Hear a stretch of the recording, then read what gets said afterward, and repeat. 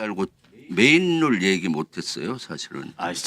저 본질이 하시고 일단 끝나갑시다. 예, 예, 아니, 예. 자, 필요 오면 될 테니까. 예.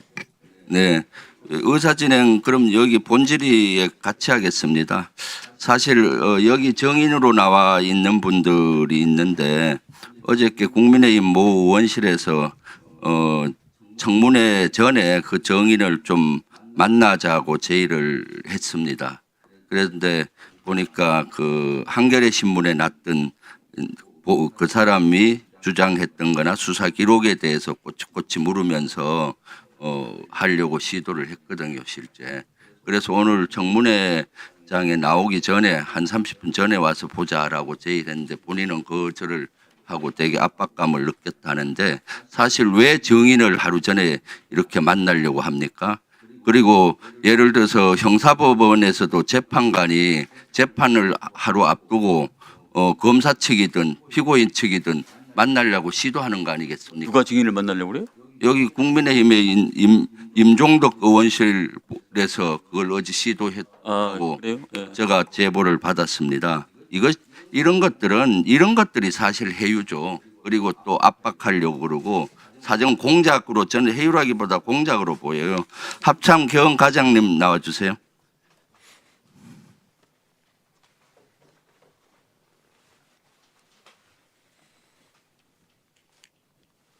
네, 합참 전 경험과장입니다. 네. 그 어저께 이러한 것들 연락을 받으셨죠? 방금 말씀하신 것만 네네. 네, 연락 받았습니다. 그래서 어떻게 답변했습니까? 일단 그렇게 하는 건 할 수 없고 정상적 절차대로 그렇게 하기를 원한다고 했고 30분 전에 와서 미리 보자고 했는데 오늘 30분 전에 미리 오지 않았습니다. 네. 그리고 합참에서 본인이 여기 한겨레 신문에 났던 내용에 대해서 그러니까 꼬치꼬치 묻고 그랬죠. 네, 법적 근거가 뭔지 자기 주장을 하면서요. 그래서 합참 개헌과장님은 되게 압박감을 느꼈다라고 그 제보자는 말씀하시던데 압박감 느꼈습니다. 그렇죠. 해유나 공작처럼 느껴지지 않았습니까? 압박감 느끼고. 일단은 뭐 그거보다는 압박감을 느낄 건 사실입니다. 네. 그래서 이런 것들이야말로 해서는 안 되는 일인데 이것은 그 위원장님께서 이따가 경고를 한번 주시고요. 여기 의사진행 발언 내용입니다. 그래서 좀 추가 시간을 줬으면 좋겠고요. 거기 어저께 그 사람들이 질의하려는 거를 제가 대신 질의할게요. 어제 전화로 했던 내용들 대부분이. 합참의 그 개헌과장님은 평소에 전시에 대비한 계엄 훈련을 하는 보직이죠. 그렇습니다. 네. 그래서 사실 합참에서 계엄에 관련된 최고의 권위자잖아요. 권위자가 되려고 노력하고 네. 있습니다. 계엄을 이번에 할 때 비상계엄 때도 합참 내에 자체 계엄 사령관 밑에 합참 인원으로 계엄 사무소를 운영을 준비 중이었잖아요. 그죠? 그렇습니다. 구성을 준비 지원 중이었습니다.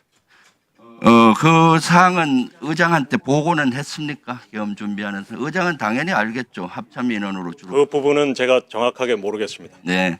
한 20명 정도로 구성되어 있죠. 20여 명이었습니다. 네. 합참 인원으로 주로 했어요. 합참 인원들과 국방부 조사본부 네. 인원이 있었습니다. 그다음 포고령 계엄 선포하면 대통령이 서명에 들어가서 공고문 같은 거를 실제로 다 서명을 하고 해야 되잖아요. 그렇습니다. 그 슬라이드 한번 비춰주시죠.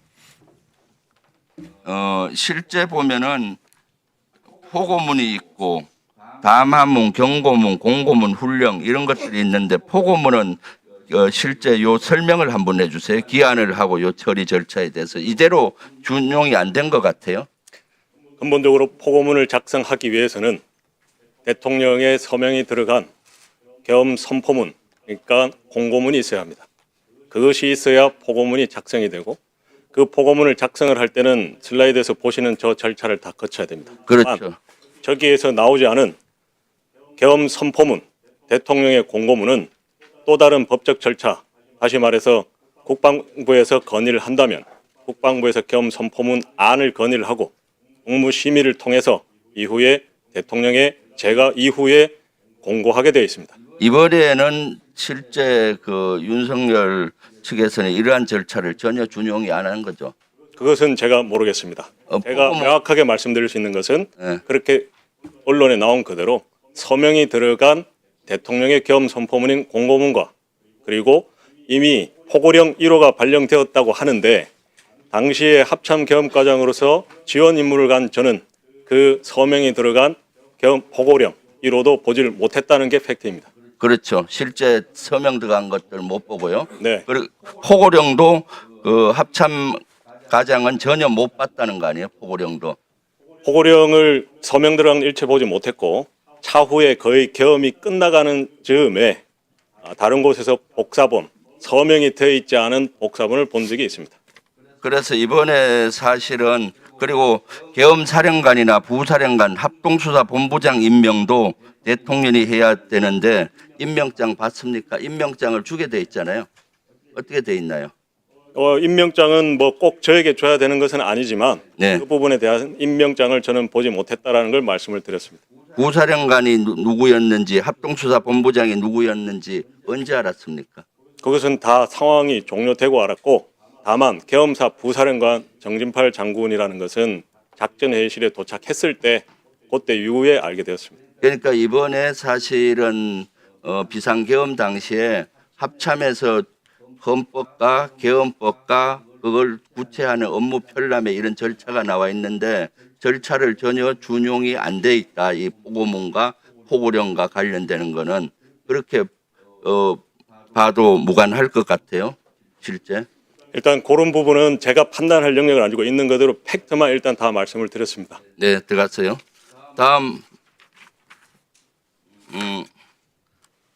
저기 이경민 우리 수방 방첩사 좀 나와주세요. 아까 위원장님 한 1분만 더 주세요. 아까 제가 그랬으니까요. 네, 방첩사 네, 참모장입니다. 네. 슬라이드 한번 띄워주세요.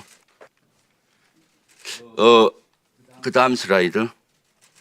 저 문서는 언론 보도에 의하면은 방첩사령관이 12월 4일 날 비상계엄이 해제된 다음에 실패돼서 흔적을 지우기 위해서 지금 이경민 그 당시 참모장한테 지시를 해서 작성한 문서로 나와 있는데 저 문서 작성했습니까? 예, 제가 지시 받고 자필로 작성해서 사령관한테 보고한 바 있습니다. 어떻게 사령관? 그 12월 4일 아침에 제 기억에 의하면은 사령관이 저를 불러가지고 내가 계엄을 미리 알았더라면 휴가를 갔겠느냐 그 얘기를 먼저 하면서 그리고 또 장군처장이 해외 출장을 보냈겠느냐 이런 이야기를 하면서 저한테 좀 한번 적어봐라. 그래서 계엄을 사전에 몰랐던 이유에 관한 사령관 이야기를 쭉 이야기를 해가지고 그 내용을 적어서 제가 사령관한테 보고한 바 있습니다. 몇 시에 지시를 받았죠? 시간은 정확하게 기억이 안 나고 대략 오전 아침 정도인 것 같습니다. 12월 4일 아침에만 실패를 하고 거의 예, 됐고 그 이후입니다. 예. 그다음 저걸 작성을 해서 보고 시점은 언젠가요? 오후 정도 되는 것 같습니다. 오후에 했고 그럼 저것을 출력을 여러 분 해서 나중에 다른 사무실에서 출력본이 압수수색 과정에 나왔잖아요. 그 전 과정을 예. 제가 시간이 없으니까 예. 좀 설명을 조금 구체적으로 해주세요. 예, 그래서 제가 그 지시를 받고 제가 그 수첩에 그냥 대강 메모한 것을 가지고 제 사무실에 와서 그 A4 용지에 다시 자필로 적었습니다. 자필로 적어서 오후에 사령관한테 보고를 하니까 사령관이 조금 수정을 하더니 이것을 타이핑을 해와라. 그래서 그 문서를 가지고 나와가지고 그거는 참모장 업무가 아니라고 생각했기 때문에 제가 비서실 중령한테 그 내용을 전달하면서 이거 타이핑해서 비서실에서 사령관님께 보고 드려라. 그렇게 하고 내려왔습니다.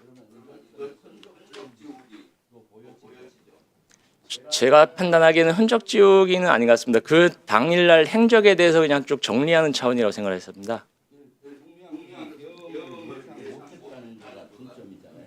예, 그렇습니다. 그러니까 당시에 저도 그 사령관도 계엄을 예상 못했다고 생각하기 때문에 그런 하루의 행적을 적으라는 거구나 그렇게 생각을 했었습니다. 예. 네.